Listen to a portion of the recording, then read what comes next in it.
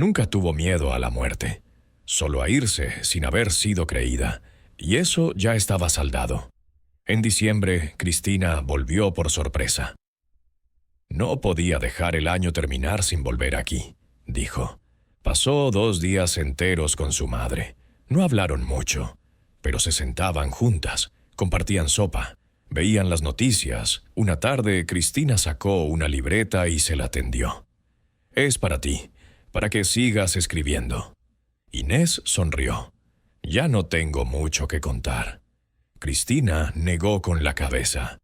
«Tú ya escribiste lo que ninguna de nosotras podía». En enero, Inés ingresó al hospital. Las 3 hijas llegaron. No hubo urgencias, no hubo máquinas, solo una habitación tranquila, con una ventana que daba al cielo nublado de Bilbao. Estaban todas allí. Cristina con su libro. Julia con una bufanda tejida por sus propias manos. Mireia con el portátil abierto, pero sin escribir. Inés las miró una por una. «Gracias», dijo, «por volver». Mireia se acercó. «No volvimos, llegamos por primera vez». Inés asintió y cerró los ojos. El funeral fue sencillo, sin prensa, sin ruido. El nombre completo en la lápida. Inés del Olmo Ruiz, 1955-2023. Madre de 3, buscadora incansable. Las 3 hermanas se quedaron de pie frente a la tumba largo rato. Luego, sin decirse nada, comenzaron a caminar. Juntas, no sabían si seguirían siendo familia en el sentido clásico. Pero eran algo que el mundo les había negado por décadas, testigos de una misma verdad. Y esa verdad ahora tenía voz, y nombre, y memoria. Una madrugada escuchó pasos suaves en la cocina. Se levantó en silencio. Era Cristina. Estaba sentada sola, fumando un cigarro junto a la ventana abierta. «No podía dormir», dijo. «Yo tampoco». Estuvieron unos minutos en silencio. Luego Cristina le tendió una hoja arrugada. «Esto es mío. Escribí algo. No lo voy a publicar, pero léelo tú». Inés lo hizo. Eran 10 líneas, un texto breve, directo. Decía: «No tengo recuerdos de ti, pero mi cuerpo a veces se gira cuando alguien dice ama, y no sé por qué. Supongo que eso basta, para que estés». Inés no dijo nada. No quiso romper ese instante. «Te pareces mucho a mí», susurró después. Cristina apagó el cigarro. Lo sospechaba. En agosto, recibieron una carta del Parlamento vasco. Les confirmaban la inclusión de su caso en una moción que reconocía la existencia de una red informal de adopciones ilegales durante la transición y los primeros años de la democracia. No era un juicio, no era una condena, pero era algo que el país no había dicho en voz alta. La carta decía: «Con base en testimonios y documentos presentados, se admite que existió un marco permisivo que posibilitó prácticas de entrega de menores fuera de regulación». Inés la leyó varias veces. Luego se la pasó a Mireia y dijo: «Ahora sí me voy a morir sabiendo que no me lo inventé». Mireia le cogió la mano. «Pero no te mueras todavía. El día 27 de agosto, aniversario exacto de la desaparición, las hermanas propusieron un gesto: ir juntas al patio trasero donde todo comenzó. El edificio seguía en pie. La verja era la misma, oxidada, con la hiedra creciendo en las grietas. Entraron sin hablar. Julia llevaba 3 piedras pequeñas, redondeadas, que había recogido del río días antes. Las colocaron en un rincón del patio. Mireia, una flor seca dentro de un tarro. Cristina dejó un papel doblado con 3 nombres escritos a mano: Alba, Clara, Sol. Inés no dejó nada. Solo se quedó allí mirando el suelo, recordando lo que no podía probar, agradeciendo lo que al fin pudo cerrar. Esa noche cenaron juntas, sin formalidades. Una tortilla, vino barato, un flan de supermercado. Era suficiente. No hubo brindis. Solo una frase que Mireia dejó caer como sin querer. No sé qué éramos, pero ahora sé qué somos. Inés levantó la copa. 3 hijas y esta madre. No había solemnidad, no había decorado, solo verdad. Y por primera vez en 30 años la luz del pasillo quedó apagada, porque todas estaban en casa. El otoño llegó con esa quietud que solo reconocen quienes han vivido bajo tensión demasiado tiempo. Las hojas caían lentas, sin apuro, como si la ciudad entera supiera que algo importante ya había pasado. En la casa de Inés, los días se alargaban sin esfuerzo. La cafetera seguía funcionando cada mañana, las sillas se mantenían en sus lugares, y la radio sonaba a bajo volumen, como una respiración constante.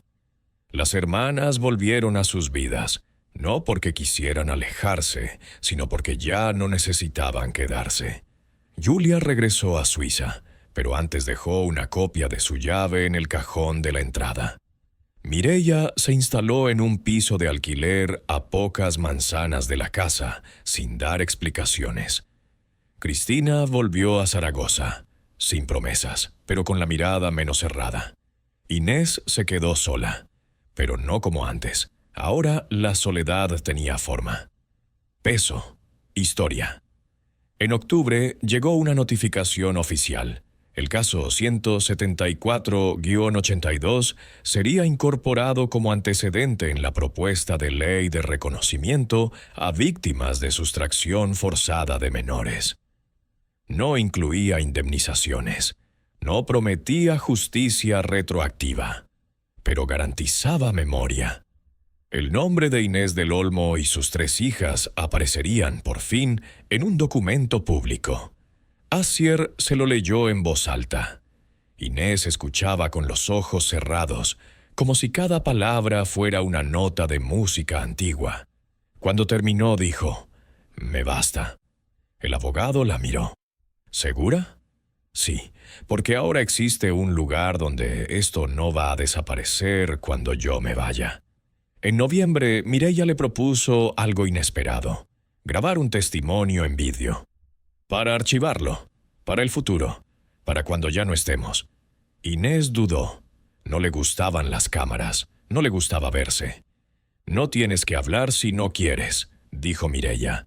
«Puedes solo estar. Eso también dice algo». Accedió.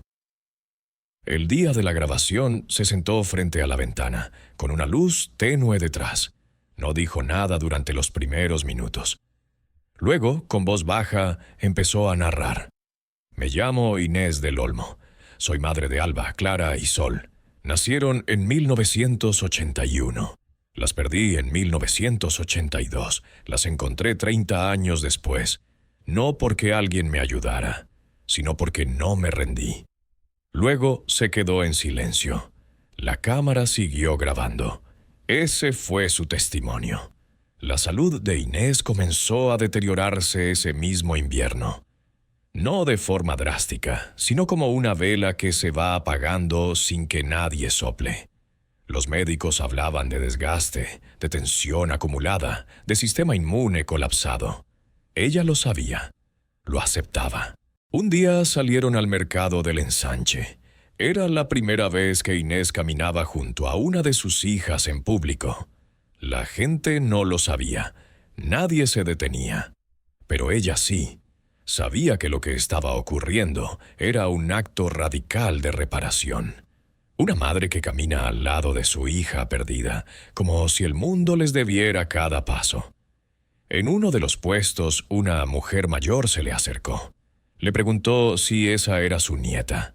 Inés dijo que sí, no por vergüenza, sino porque aún no sabía cómo decir: «No, es mi hija, me la devolvieron». Julia envió un correo desde Ginebra. Quería regresar en julio. Planeaba pasar unos días en Bilbao. Cristina no dijo nada. Se mantenía en su distancia calculada, pero no cortaba el vínculo. En cada mensaje que enviaba había una frase neutra: «Espero que estés bien». «Sigo aquí». «Recibido». Mireia no la presionaba. No se puede pedir ternura a quien fue criada con distancia, dijo un día. Inés asintió. Cada una de ellas cargaba un exilio distinto. No bastaba con reunirse, había que volver a aprender a confiar. El 14 de junio llegó otra carta, esta vez del juzgado. La jueza había firmado una resolución. Se autorizaba la corrección registral de los datos de nacimiento de las 3 hermanas. Quedaban establecidas como hijas biológicas de Inés del Olmo, y se recomendaba la apertura de una investigación penal sobre el doctor Teófilo Arrieta y los funcionarios implicados en las adopciones de la clínica Arrieta de Sabadell. Era una página con un sello, una firma, pero para Inés era una restitución, no de la infancia, no del tiempo, sino del nombre. Mireia leyó la carta en voz alta. Luego abrazó a su madre. ¿Lo ves? Lo logramos. Inés no lloró, pero le temblaban los dedos. Sí. Pero, ¿y ahora qué? Dijo. Mireia no supo responder, porque la justicia no traía instrucciones, solo cerraba puertas, y abría otras. En julio, Julia llegó a Bilbao. Se alojó en un pequeño hotel cerca del Museo Guggenheim. Quedaron para cenar en casa de Inés. Cristina no fue. La cena fue tranquila. Julia llevó un vino suizo. Inés cocinó lentejas. Rieron. Hablaban como si fuesen mujeres que se conocían desde hace años. Pero a la vez, cada silencio era un recordatorio. No hay costumbre posible para el reencuentro de un vínculo interrumpido por el robo. Esa noche Julia dijo algo que quedó flotando. Yo no sé si puedo ser hija, pero puedo ser presencia. Y eso bastaba. Cristina llegó 3 días después, sin aviso. Llamó al timbre con una bolsa de viaje. No quiero hablar, solo estar. Inés abrió. No dijo nada, solo la dejó pasar. Y así, por primera vez, estuvieron las 3 en la misma casa. No como hijas, no como hermanas, no como símbolo, solo como personas reales, vivas y juntas. En la cocina, Inés sirvió café para todas. Ahora sí, dijo, las tengo aquí. Mireia le sonrió. Julia asintió. Cristina no dijo nada, pero bebió en silencio, como quien por fin ha llegado a casa. La cocina olía a café tostado y algo a punto de hervir. Era una mañana sin urgencia. Las 3 hijas de Inés se movían por la casa como huéspedes prudentes, sin invadir, sin preguntar demasiado. Cristina leía en el sofá. Julia barría sin que se lo pidieran. Y Mireia respondía correos en voz baja, sentada frente al ordenador de su madre. Era una escena doméstica, sí, pero a la vez una coreografía entre extraños que llevan la misma sangre. Inés las miraba como se mira a una obra que uno nunca pensó volver a ver. No sentía alegría exactamente. Sentía algo más crudo. Reparación. Una forma de respiración más limpia. Sabía que el reencuentro no borraba lo anterior. No devolvía lo robado, pero lo volvía habitable. El dolor ahora era de carne blanda, no de acero. Esa tarde recibieron una llamada inesperada. Asier, el abogado, con voz contenida, les comunicó que el juzgado había ordenado el inicio de diligencias contra el Estado por inacción ante indicios de red de adopciones irregulares con complicidad institucional. Era un término técnico, lleno de gris legal, pero extraordinario. Es la primera vez que reconocen que pudo haber estructura, dijo. No solo hechos aislados, no solo médicos corruptos, sino una trama. Inés se llevó la mano a la boca. Julia la miró de inmediato. Mireia bajó la cabeza. Cristina, desde la ventana, soltó una frase seca. Tarde, pero sirve. Los días que siguieron fueron extrañamente ligeros. No porque todo estuviera bien, sino porque al menos estaba dicho.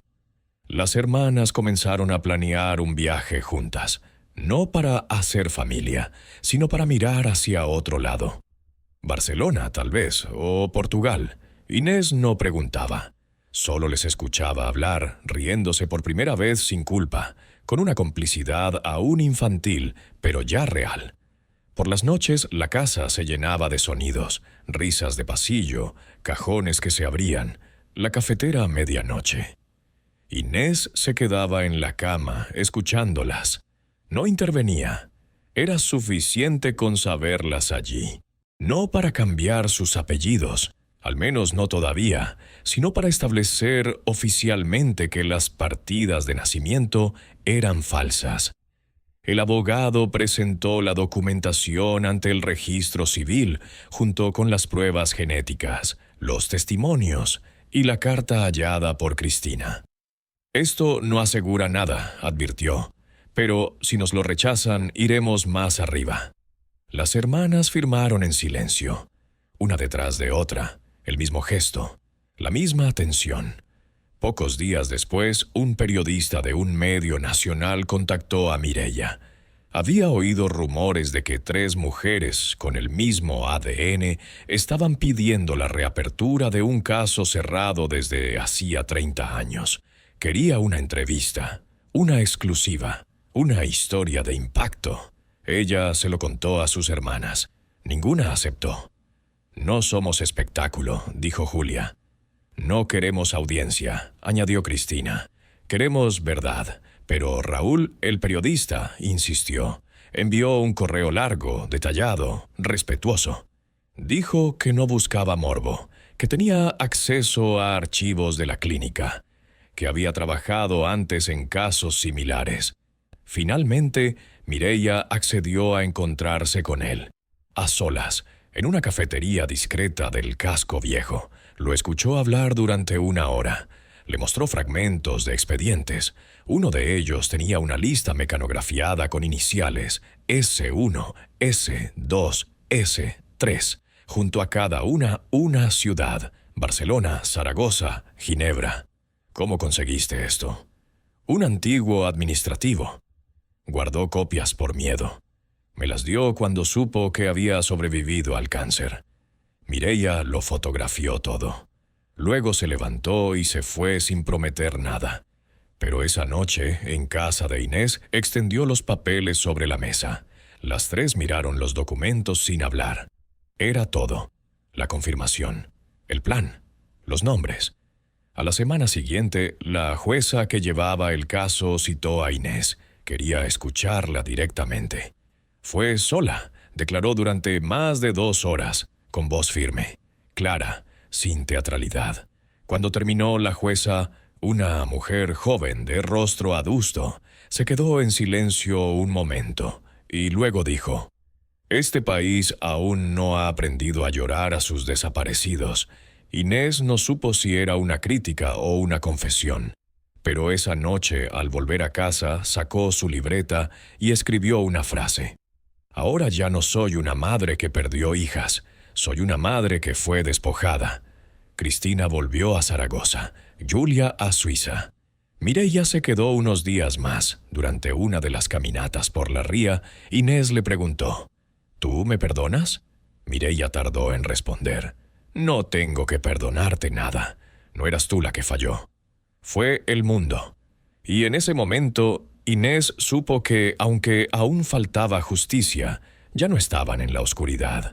Habían salido a la luz. Las semanas siguientes se vivieron como una tregua frágil. Las hermanas se escribían por mensaje, compartían noticias del proceso judicial y fotografías que poco a poco empezaban a formar una línea invisible entre ellas. No era intimidad aún, pero sí un pacto de reconocimiento. Un acuerdo silencioso. Existimos y existimos juntas, aunque no sepamos cómo hacerlo. Inés no hablaba mucho de eso con nadie, tampoco lo celebraba. Seguía yendo a la compra los lunes, seguía lavando las mismas cortinas, seguía cocinando para una sola persona. Pero su rutina tenía ahora un centro nuevo: la espera de respuestas oficiales. Había entregado toda la documentación al registro civil, a los abogados, incluso a la Oficina de Derechos Humanos del Parlamento Vasco, que ahora estudiaba su caso como parte de una posible moción para investigar formalmente el tráfico de menores entre 1978 y 1985. La historia se movía, lentamente, como una marea cargada de sedimentos, pero avanzaba. Lo que durante años había sido silencio, ahora era archivo, expediente, número de registro. Un martes por la tarde, el cartero le entregó un sobre con membrete estatal. Inés lo abrió sin ceremonia, sin temor. Era un informe del Ministerio del Interior. Confirmaban la alteración de al menos 2 partidas de nacimiento vinculadas al expediente 174-82. Reconocían, en lenguaje técnico y evasivo, que no se hallan elementos suficientes para afirmar la legalidad del procedimiento de entrega. No decía la palabra robo, no decía delito, pero era lo más cerca que el Estado había estado, jamás de decir, sí, fue real. Inés lo colocó sobre la mesa, lo alisó con la mano y se quedó mirándolo hasta que el sol bajó. Luego se levantó y lo guardó bajo el cristal de la cómoda, como un acta de defunción al revés. Mireia volvió en mayo. Vino sola. Se alojó en casa de Inés durante una semana y pasaban las tardes hablando. No solo del caso. Hablaban de cosas pequeñas, de cómo le gustaba el queso fuerte, de que no leía novelas porque se le mezclaban los nombres, de que alguna vez soñó que vivía en una casa con 3 niñas iguales a ella. ¿Y tú? Le preguntó a Inés una noche mientras cenaban en silencio. ¿Yo qué? ¿Soñabas con nosotras? Namber soñar dolía. Prefería imaginaros despierta. En silencio. Mireia asintió. Lo entendía. Inés no dijo nada, pero sus dedos se apretaron sobre el borde del asiento. Otra época. Como si los crímenes tuviesen fecha de caducidad. Asier entregó un dossier con los paralelismos entre las 3 adopciones. Fechas casi idénticas, mismo médico firmante, ausencia de registros maternos y una coincidencia anatómica documentada, el lunar junto al omóplato. Hay un patrón, dijo. Y en derecho, los patrones importan. El juez tomó nota. No dio señales de simpatía ni de rechazo. Solo anotaba. Pero para Inés, que durante años había sido tratada como una mujer desequilibrada o fabuladora, eso ya era una forma de ser escuchada. Esa noche, Inés no volvió a su casa. Se alojó en un hostal cerca del puente de la Salve. Tenía vista al Nervión. Miró el río durante horas, sin moverse.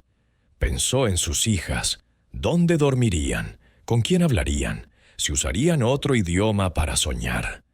Luego tomó su libreta y escribió: «Si el mundo me las quitó, el mundo me las va a devolver. No como eran, no como yo soñé, pero como son». Al día siguiente, volvió a casa. Los meses que siguieron fueron lentos, pero fértiles.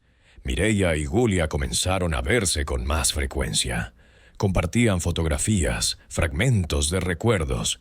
Una le dijo a la otra que había soñado con una canción que no recordaba haber escuchado nunca. Inés les mandó un casete digitalizado con una canción de cuna que les cantaba de bebés. Una versión vasca de Aurcho Polita. Ninguna de las dos la reconoció, pero ambas lloraron al oírla. Hay una tristeza que no se recuerda, pero vive en el cuerpo, escribió Mireia. Cristina seguía sin responder, hasta que un día, sin aviso, Inés recibió una postal, sin remite. Solo decía: «No estoy preparada, pero te creo». Y debajo una fecha, 7 de agosto. Ese día Inés no dijo nada a nadie. Compró flores, limpiaba la casa con una calma ritual, colocó las 3 camisetas sobre la cama. Luego se sentó en el salón. A las 5 en punto llamaron a la puerta. Abrió. Cristina estaba allí, más baja que Mireia, más seria que Julia. Llevaba un vestido blanco y una cicatriz visible en la clavícula. No sonrió. «No tengo nada que decir», dijo. «No hace falta», respondió Inés. Se miraron, largas, estáticas, firmes. Luego Cristina dio un paso adelante y entró, como si el tiempo al fin empezara a devolver lo que debía. Esa noche, por primera vez desde 1982, hubo 3 voces en el salón de Inés. No era una conversación, era una sincronía disonante. 3 mujeres sentadas en sillas distintas, con cuerpos diferentes, pero idénticos gestos involuntarios. Cómo se rascaban la ceja, cómo bajaban la mirada al dudar, cómo apretaban las manos cuando algo dolía. La sangre no se imponía, pero latía en la superficie como un mapa invisible. Cristina se quedó junto a la puerta durante los primeros minutos. No aceptó té ni agua, ni la invitación a sentarse que le hizo Mireia. Fue Julia quien rompió el silencio. «Estamos aquí, no es poco». Cristina asintió sin levantar la cabeza. Llevaba una carpeta. La sostenía como si cargara dinamita. «Yo no he venido a reconciliar nada. Vine a entender». «¿Entender qué?», preguntó Inés con voz suave. «¿Qué pasó? ¿Por qué? ¿Y si alguien va a pagar por esto?». Había rabia en sus palabras, pero no era una rabia ciega. Era precisa, quirúrgica. Una rabia que había crecido en silencio, alimentada por décadas de mentiras suaves y verdades a medias. Inés tragó saliva. No intentó disculparse. «No lo sé todo», dijo. «Pero sé que no fue un accidente. No fuisteis olvidadas, fuisteis robadas». Cristina asintió. Luego colocó la carpeta sobre la mesa y la abrió. Dentro había copias de certificados, notas manuscritas, informes médicos. Pero también había una carta. La encontré hace 2 semanas, en el fondo de una caja. Era de mi madre adoptiva. Nunca la abrió. Estaba sellada. Decía «Confidencial, uso médico». La extendió. Era una hoja de hospital, con fecha de abril de 1982. Clínica Arrieta, firmada por el doctor Teófilo Arrieta. Un documento de entrega. En él constaba la frase «Infante femenino, identificación S2, entregado según protocolo 7B, madre no presente». «S2», dijo Cristina. «¿Eso era yo?». «Sí», respondió Inés. «Clara era S1, Alba S3, tú eras Sol». Cristina bajó la vista. Sol. Nunca había oído ese nombre aplicado a ella. Nunca se sintió como parte de un trío. Siempre sola, siempre desplazada. Ahora entendía el eco que la había perseguido toda la vida. Julia acercó una mano y la colocó sobre la suya. No dijo nada. El gesto bastó. Esa noche las 3 se quedaron a dormir. Inés preparó los cuartos con torpeza, como si hiciera camas para niñas, no para adultas. Cristina eligió el sofá. Julia fue a la habitación que ya conocía. Mireia se acostó en el colchón inflable que trajo en su mochila. Nadie durmió bien. Pero tampoco fue una noche de insomnio. Fue una noche de espera. Al día siguiente se reunieron con Asier en la oficina del centro. Las 3 firmaron una solicitud de reconocimiento de vínculo biológico. Tenía voz de mujer fuerte, educada, con acento francés. Al principio fue formal. Luego se quebró. Le dijo que no sabía cómo empezar, que Mireia le había insistido, que no sabía qué hacer con esta nueva historia. Inés solo dijo: «No tienes que decidir nada ahora, solo hablar, eso basta». Hablaron durante 1 hora. Julia no prometió nada, solo pidió tiempo. Inés colgó con una sonrisa leve, apenas una línea en el rostro, pero estaba allí. El siguiente paso fue contactar con un abogado. Lo recomendó la Asociación de Víctimas de Desapariciones Infantiles. Se llamaba Asier y había trabajado con madres en situaciones similares. Era joven, pero de voz firme. La recibió en una oficina modesta, con carpetas apiladas por todas partes. Le pidió que contara todo desde el principio.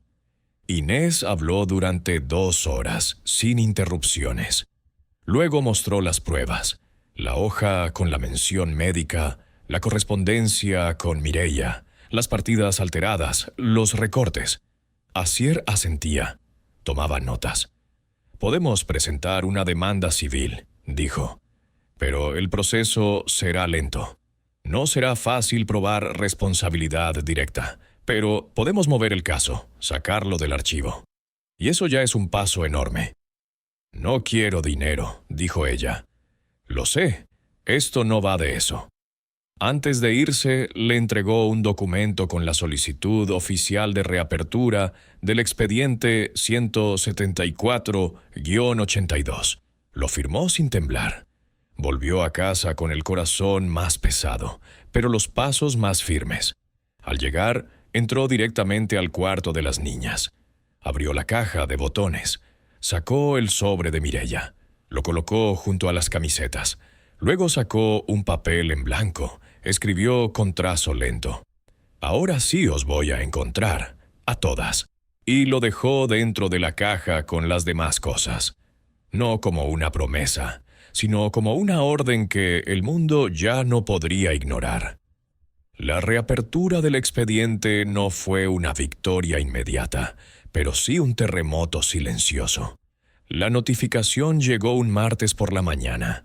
El juzgado de instrucción número 7 de Bilbao admitía a trámite la solicitud de revisión del caso 174-82, bajo la figura de desaparición forzosa no esclarecida con posibles connotaciones delictivas. Era una fórmula ambigua, burocrática, pero suficiente para volver a abrir una historia que durante 3 décadas había sido tratada como una mala pesadilla de barrio. Inés recibió la noticia con la expresión de quien lleva mucho tiempo esperando un disparo que no llega. No sonrió. No se echó a llorar.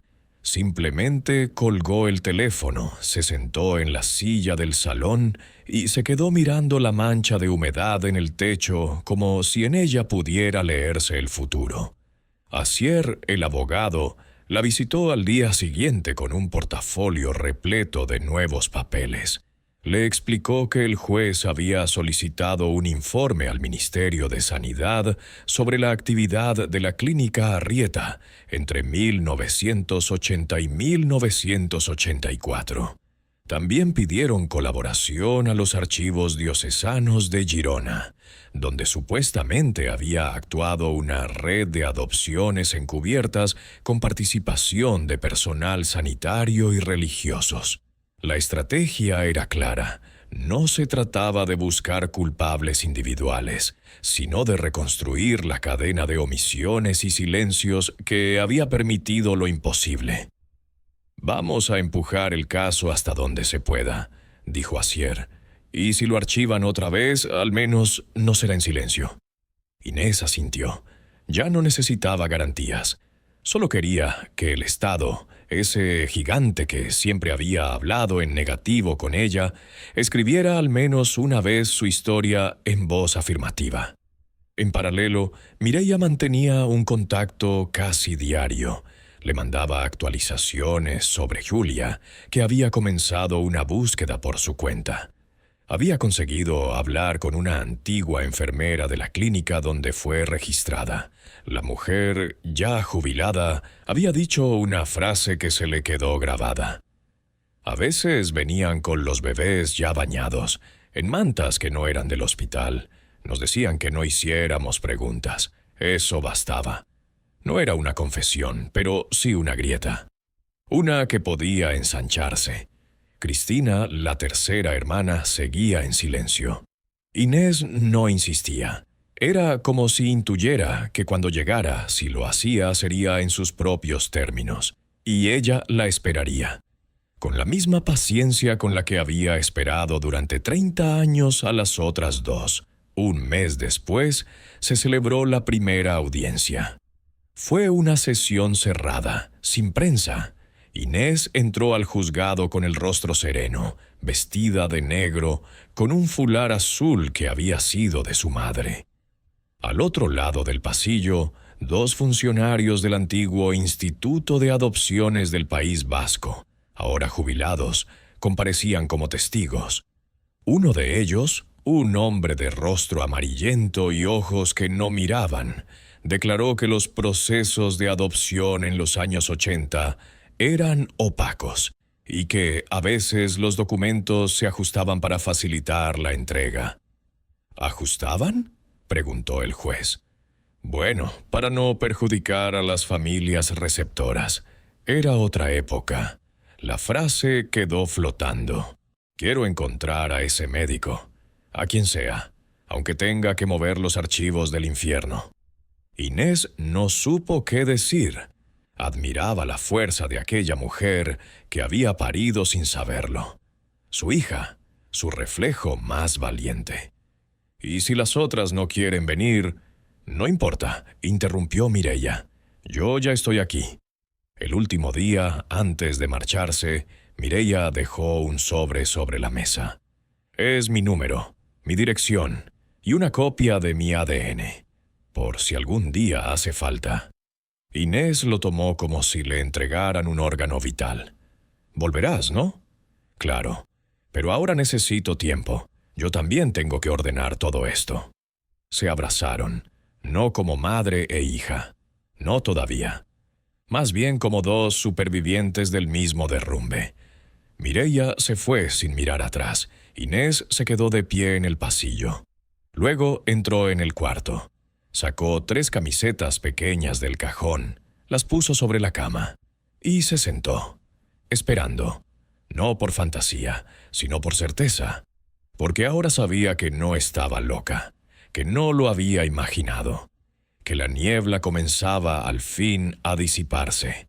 El silencio volvió a la casa con una densidad distinta. No era el silencio del vacío, sino el de lo suspendido, como si la vida hubiese sido detenida por una mano invisible justo en el borde de un nuevo comienzo. Inés ya no miraba la ventana con la misma espera muda de antes. Ahora, en vez de mirar hacia afuera, parecía pensar hacia adentro. Guardó el sobre de Mireia dentro de una caja de hojalata donde antes almacenaba botones. Encima colocó las 3 camisetas infantiles que había sacado el día anterior. Lo hizo con la delicadeza con la que se dobla una bandera después de un funeral. No por resignación, sino por respeto. Luego cerró la caja y la colocó en el altillo del armario, como quien deja algo en un santuario. Esa misma tarde fue al ambulatorio. Pidió una copia de su historial médico. Llevaba años sin revisarse, pero ahora sentía que debía recuperar todo. También solicitó una consulta con el trabajador social del centro. El motivo: orientación legal sobre búsqueda de hijos desaparecidos. El funcionario la recibió con cortesía, pero con un aire de escepticismo rutinario. Le preguntó si tenía alguna denuncia anterior. Ella dijo que sí. Año 1982, número 174-82. El funcionario la miró como si recordara algo, o como si quisiera no recordar nada.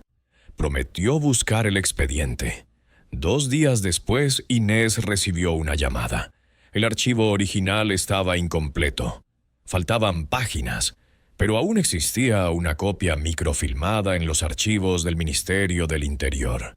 Tenía derecho a solicitarla como parte interesada.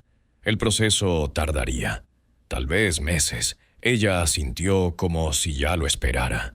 Mientras tanto, Mireia no desapareció. Seguía enviando correos, enlaces, documentos. Le hablaba de Julia, su hermana en Suiza, que había comenzado a hacerse preguntas.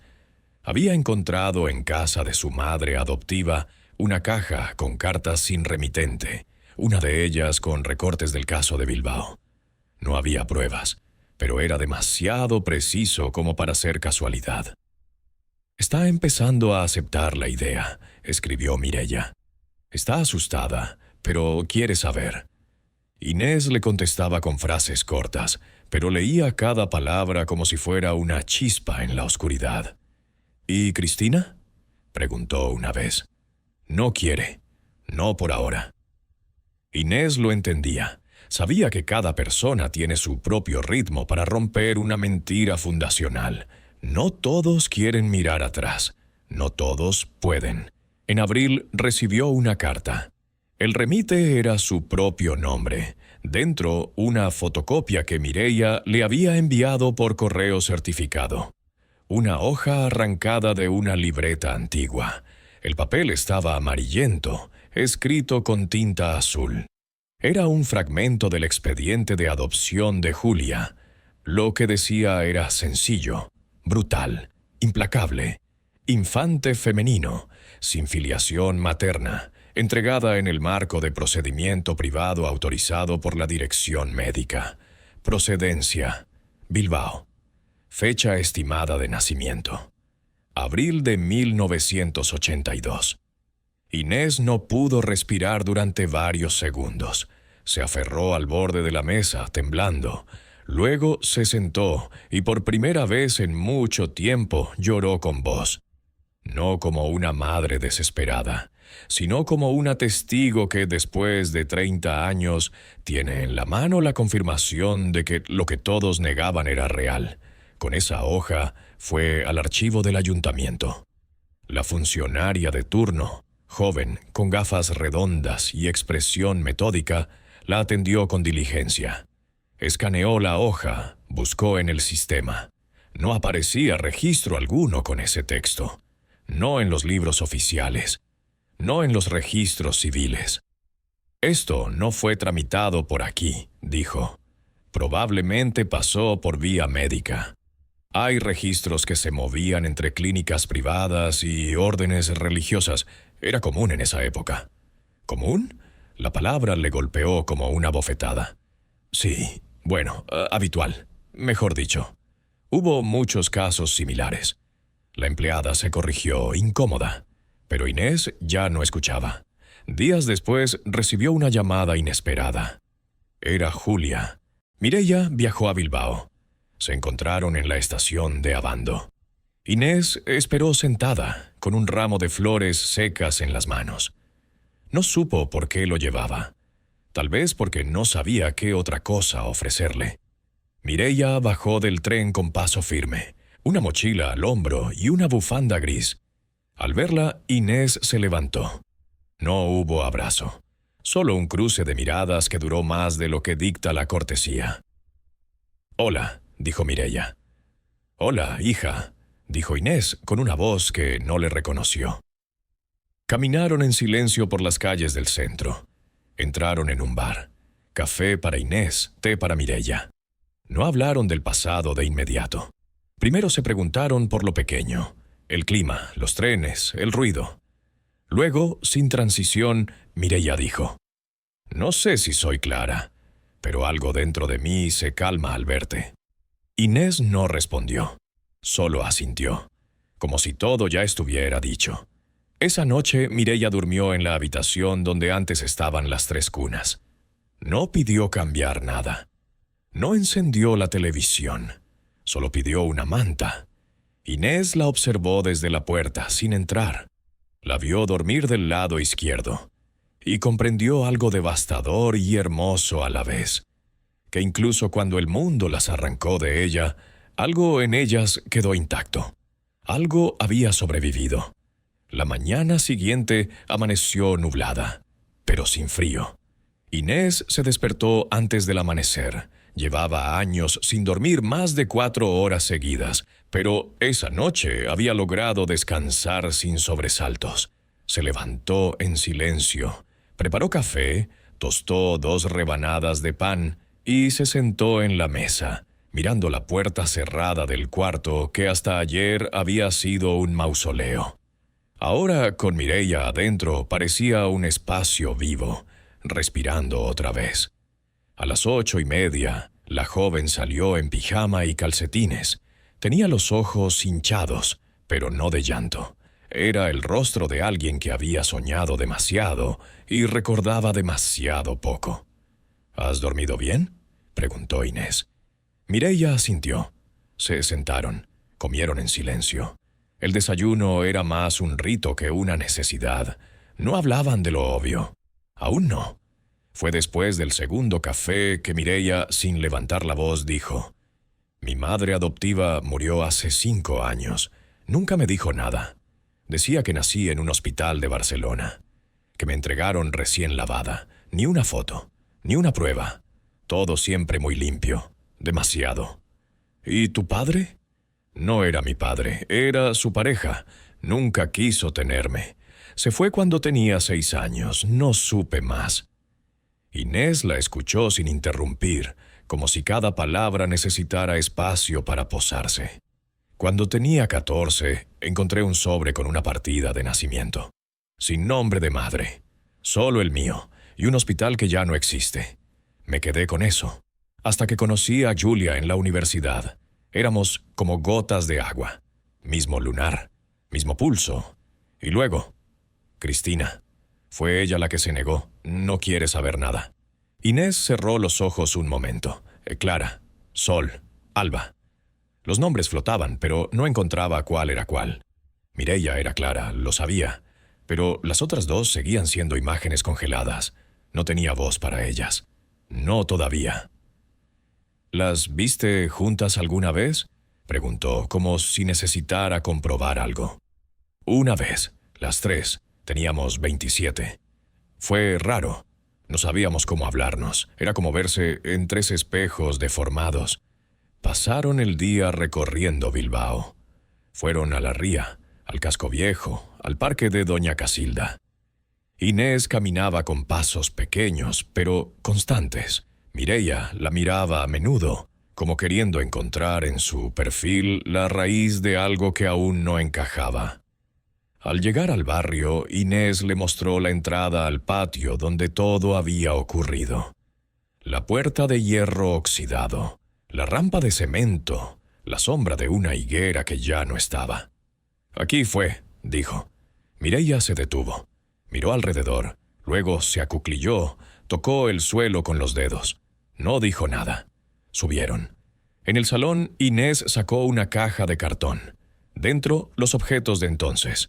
Un sonajero, 3 baberos bordados con las letras A, C y S, una foto en blanco y negro, el recorte del periódico con el titular «Desaparecen 3 hermanas en Bilbao. La policía investiga un posible secuestro planificado». Mireia lo leyó sin expresión. Luego, con un hilo de voz, dijo: «En casa no se hablaba de bebés. Nunca. Siempre fui hija única. Pero cuando tenía 5 años me desperté una noche y escuché a mi madre llorar. Decía, no debimos separarlas. Pensé que soñaba. Ahora sé que no». Esa noche Mireia sacó de su mochila una carpeta con documentos. Había copias de partidas de nacimiento, anotaciones, correos electrónicos con otras víctimas, fotos. Inés los leyó despacio.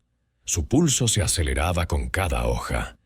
En uno de los papeles, una copia escaneada, figuraba un nombre: Doctor Teófilo Arrieta. Obstetra, clínica privada en Sabadell. Cese en 1983 por irregularidades administrativas. «Las 3 partidas llevan su firma», dijo Mireia. «Nunca oí hablar de él», respondió Inés con los labios secos. «No importa. Lo sabremos todo. Hay un grupo que investiga. Niños robados. Muchos». No volvió a teñirse. Pasaba las tardes mirando por la ventana. Si alguien preguntaba por ella, los vecinos decían: «Sigue ahí, como siempre». La llamaban la mujer de las trillizas, pero ya sin morbo, con resignación, como si fuera parte del paisaje. Una tarde de otoño de 1986, Inés recibió una carta sin remitente. El sobre contenía una hoja en blanco. Solo una palabra escrita a máquina: «Viven». No había firma, no había pista, no había contexto. Guardó la hoja en una caja de madera. No se lo dijo a nadie, nunca. Y así pasaron 3 décadas, 30 años con la misma manta doblada sobre la silla, 30 años con la puerta del cuarto cerrada, 30 años de mirar por la misma ventana, con la certeza intensa, irracional, intacta, de que en algún lugar del mundo 3 niñas de ojos iguales aún respiraban. En el invierno de 2012, Bilbao ya no era la ciudad que Inés recordaba. Las grúas habían tomado el horizonte, los puentes tenían luces nuevas y los tranvías recorrían avenidas que antes eran descampados. Pero ella seguía en la misma vivienda, en el mismo segundo piso, con el mismo marco de foto sobre la estantería. La imagen desvaída de 3 bebés con mofletes redondos y el tiempo detenido en su mirada. Era enero cuando su sobrino Iván, hijo de una hermana a la que apenas veía, le llevó un portátil. Lo trajo en una caja con su nombre en letras azules, para la tía Inés. Ella no quería saber nada. Decía que esas cosas le daban dolor de cabeza, que no eran para ella, que prefería su radio y su cuaderno. Pero Iván insistió. Le enseñó a encenderlo, a mover el ratón, a abrir el navegador. Le dijo, puedes buscar cualquier cosa, fotos, noticias, incluso gente. Ella no respondió, pero al día siguiente lo encendió. Al principio se limitaba a ver recetas, leer titulares de periódicos locales, mirar fotos de la ría. A veces buscaba palabras sueltas, sueño recurrente, niñas desaparecidas en España, trillizas 1982. No esperaba encontrar nada. Era más una forma de quedarse quieta en ese espacio nuevo donde el mundo parecía moverse sin tocarla.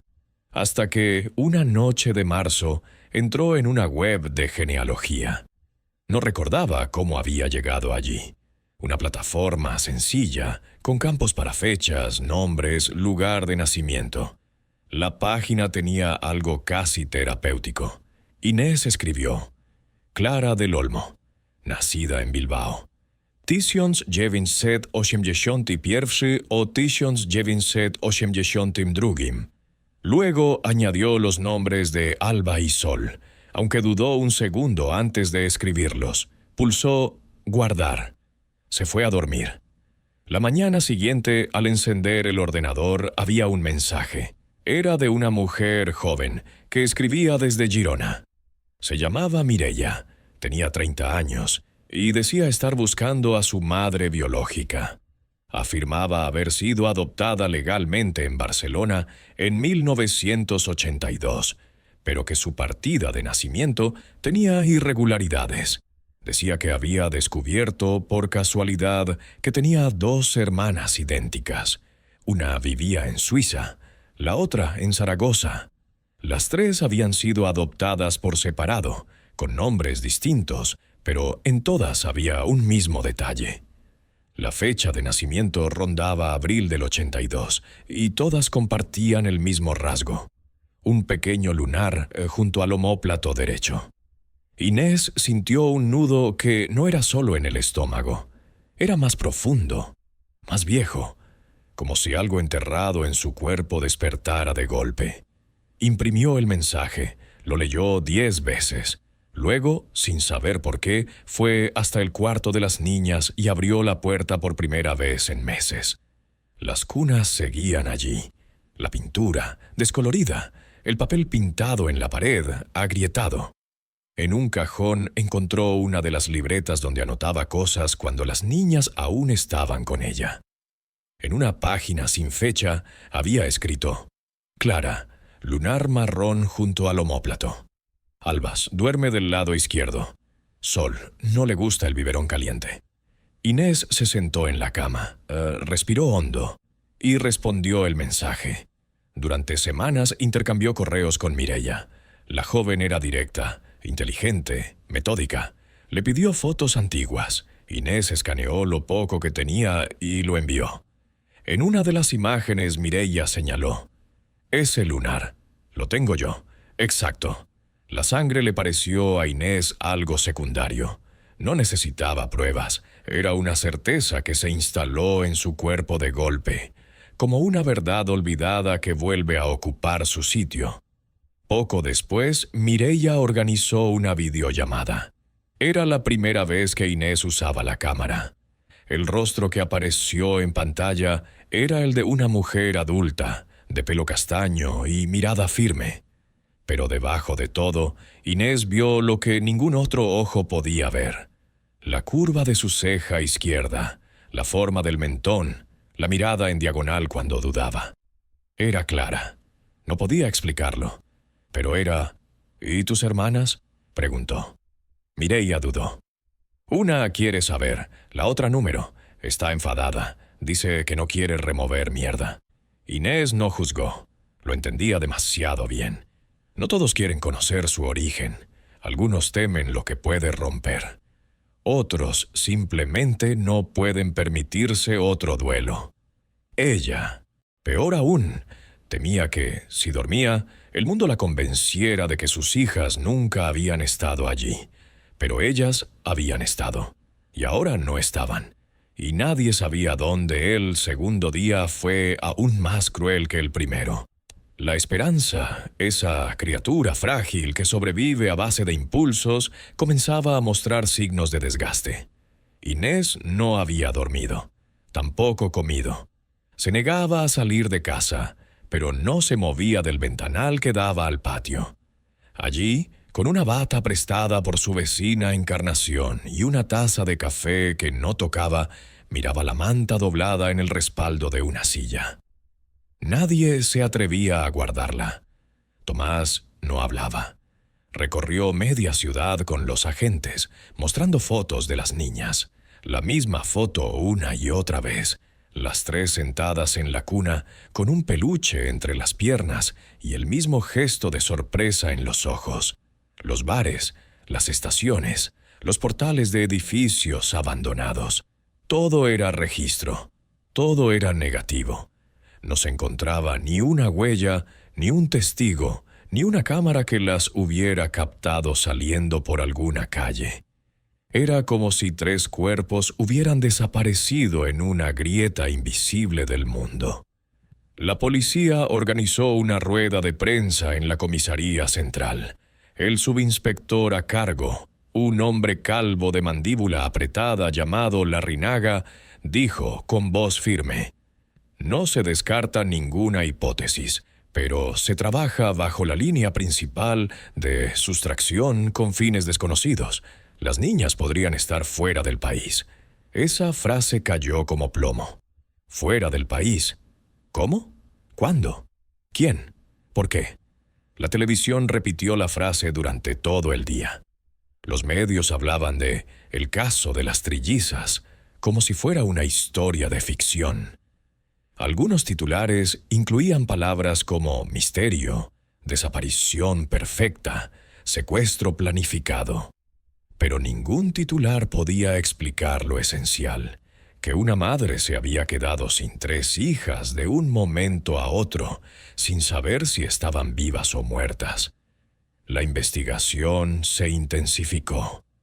Tomaron huellas del patio, analizaron restos de fibras, interrogaron a trabajadores de la fábrica cercana, rastrearon autos sospechosos vistos esa mañana. Un testigo dijo haber visto una furgoneta blanca con matrículas extranjeras estacionada unos días antes. Otro habló de una mujer rubia que había preguntado por una guardería. Ningún dato llevó a nada concreto. Al tercer día empezaron a mirar hacia adentro. Inés fue citada a declarar en comisaría. Se sentó frente a dos agentes. La sala olía a papel húmedo y café viejo. Le hicieron preguntas en tono neutro. ¿Cuánto tiempo dejó a las niñas solas? ¿Había alguna relación conflictiva con su esposo? ¿Consumía tranquilizantes? ¿Tenía antecedentes psiquiátricos en la familia? Inés contestó todo sin alterar la voz. Number, nunca. Las niñas estaban bien, se portaban bien. Nunca las habría dejado solas si no supiera que estaban seguras. Pero eso para los agentes no bastaba. Uno de ellos apuntó en un margen. Afectada pero lúcida. Posible omisión. Esa misma noche llegó una orden de entrada y registro. Revisaron la casa, abrieron cajones, buscaron medicamentos, diarios, cartas. No hallaron nada. Solo una colección de baberos lavados, dibujos de animalitos en la pared y una caja con pulseritas hospitalarias marcadas ACS. Tomás gritó. Les dijo que eran buitres, que su mujer no era una criminal, que se largaran. Pero no sirvió. La prensa ya olía otra historia, la de la madre culpable. Las semanas pasaron. El despliegue fue disminuyendo. Ya no venían helicópteros, ya no se hacían batidas.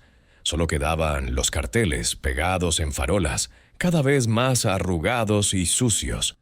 Las fotos de las niñas empezaban a desteñirse.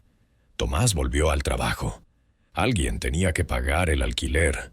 Inés no salía. Los vecinos murmuraban. Algunos dejaron de saludar. Otros cruzaban la acera al verla. En agosto llegaron los informes forenses del patio. Ninguna huella externa, ningún rastro de forcejeo. Todo limpio, demasiado limpio. El informe concluía: no se puede confirmar participación de terceros. Eso bastó para que el caso se enfriara. En septiembre, la carpeta pasó al archivo de pendientes sin novedad. El número 174-82, con 3 nombres en la portada: Alba, Clara, Sol. Tomás aguantó hasta diciembre. La noche del 22, durante una cena que no se consumió, le dijo a Inés que ya no podía más, que cada rincón de la casa le pesaba, que las voces ausentes eran insoportables, que necesitaba aire, que no era su culpa, pero tampoco la suya. «No sé si te entiendo o si me da miedo entenderte», dijo.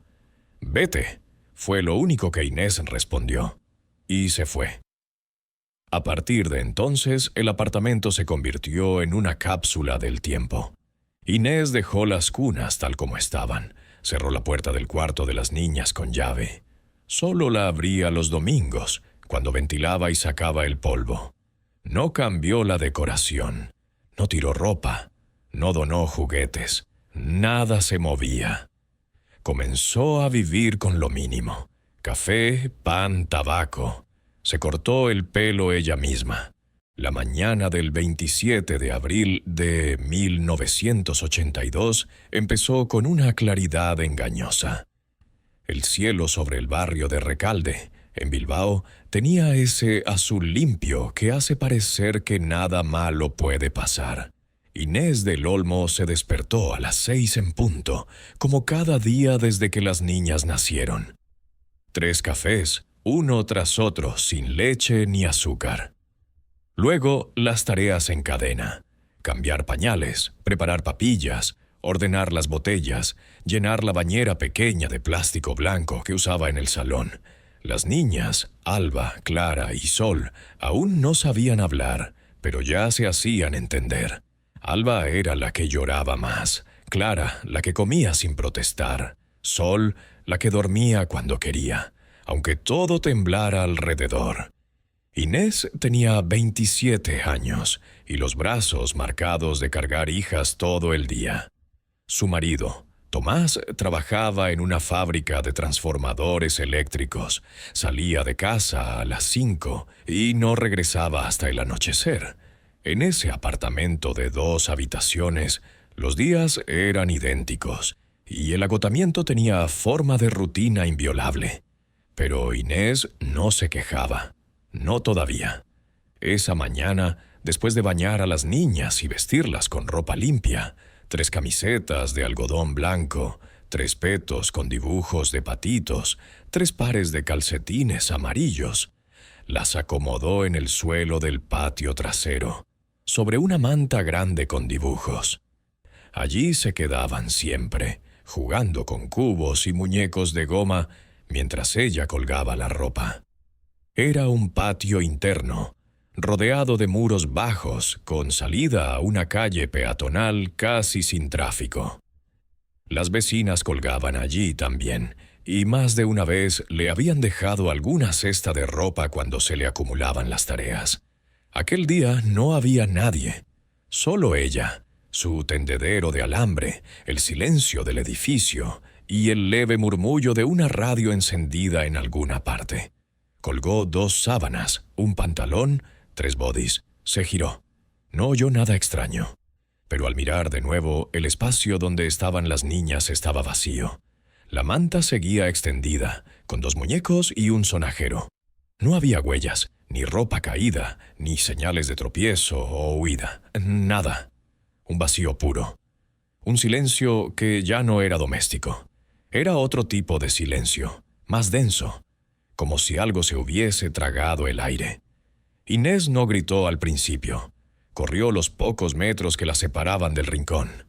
Buscó detrás del cubo de basura, debajo del tendedero. Empujó la puerta que daba a la calle, aún entreabierta. Salió sin mirar atrás. Bajó la rampa que daba al parque infantil. Nada, ni niños, ni adultos, ni un coche. Nadie. Volvió a entrar. Gritó sus nombres, uno por uno. Alba, Clara, Sol, como si con solo nombrarlas pudiese volverlas a invocar. Una vecina, Encarnación, oyó los gritos y bajó. ¿Qué pasa? No están. Inés no podía formar frases. Encarnación entró en el patio. Vio la manta. Entendió algo que ninguna madre necesita explicar a otra. Subió a su casa y llamó a la policía. En menos de media hora, 2 agentes de la Policía Nacional estaban en el lugar. Hombres jóvenes, uno con bigote espeso y el otro con gafas de montura gruesa. Inés no podía hablar. Solo repetía los nombres, mecánicamente. Alba, Clara, Sol, como si estuviera llamando a la oración. Los agentes la separaron. Le ofrecieron agua. Le preguntaron si alguien más tenía acceso al patio, si la puerta siempre estaba abierta, si había visto algo. Ella negaba todo. Negaba con la cabeza, con los ojos, con el cuerpo entero. Tomás llegó al mediodía. Nadie lo había podido localizar hasta que un vecino fue a buscarlo a la fábrica. Entró corriendo, con la camisa empapada de sudor. Miró a su mujer, miró a los agentes. No dijo una palabra. Solo se arrodilló junto a la manta vacía y comenzó a rezar, bajito, como un niño castigado. La búsqueda comenzó esa misma tarde. El caso fue considerado desaparición múltiple de menores y activó una alerta que rápidamente se propagó por los noticieros. Nunca antes en toda la provincia habían desaparecido 3 hermanas al mismo tiempo.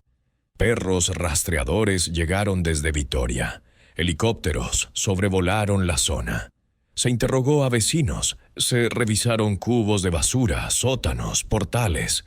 La prensa se apostó frente al edificio.